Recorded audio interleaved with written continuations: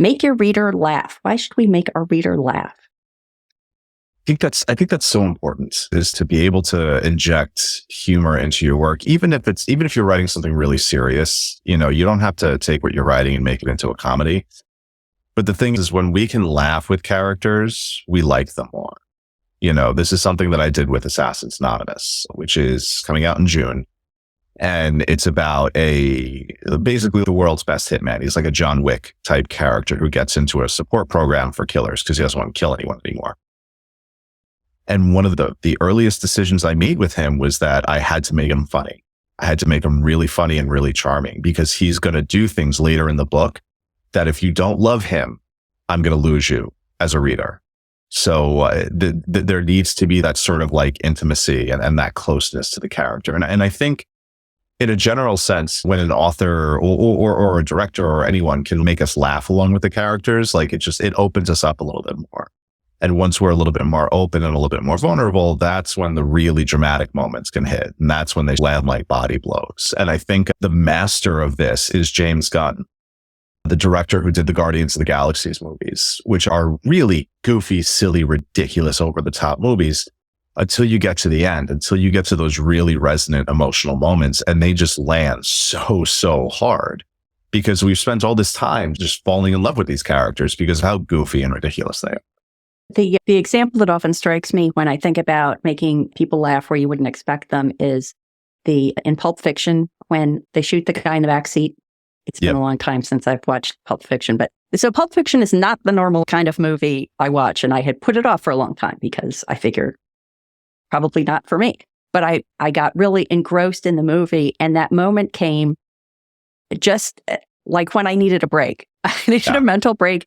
And it sounds horrible, but I don't know that I've ever laughed as hard as I did at the scene where the guy gets shot in the back seat, which sounds kind of creepy, but I think that's the intended effect.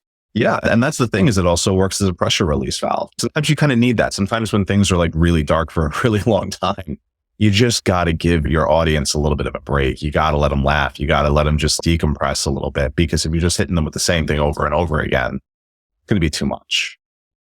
Yeah. And I like that idea about making the reader laugh because they'll trust you. That's kind of a different spin than I'm used to hearing. Can you talk a little bit about how you can use the humor to build trust with your reader?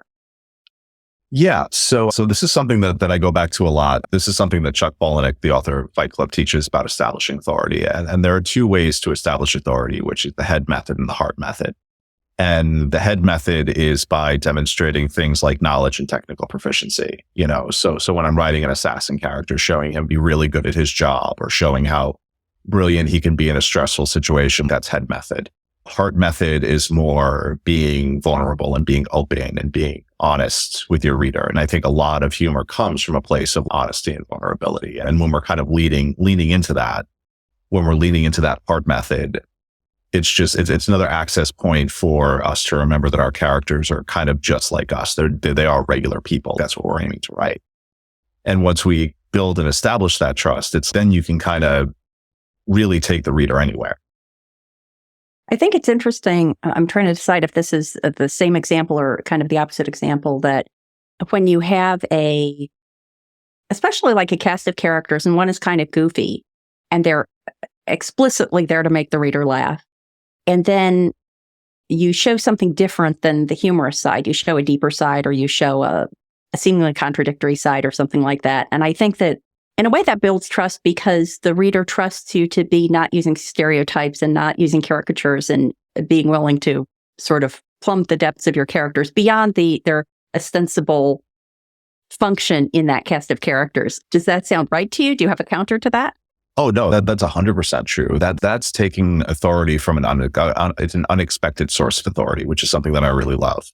And I think it could be used incredibly well. One of my favorite jokes of all time on The Simpsons is when the family's going to Japan and Homer's a little upset, and Marge is like, "Oh, you should be happy about going to Japan. You liked Rashomon." And Homer's, "That's not how I remember it."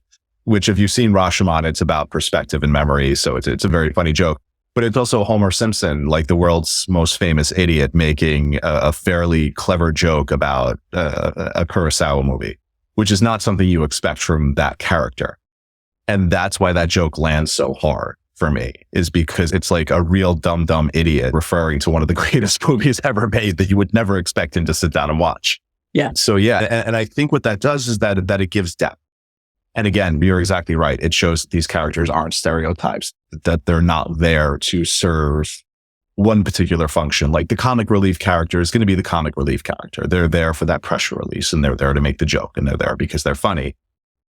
But if that's all they are, then, you know, the reader kind of picks up on that, oh, they're a tool. They're an information delivery tool. They're a narrative tool. But, you know, when you drop in something like that, it gives them enough depth that you're like, oh, wait, no, they're a person, you know, and they have a bigger, complicated life outside of the jokes that they're making.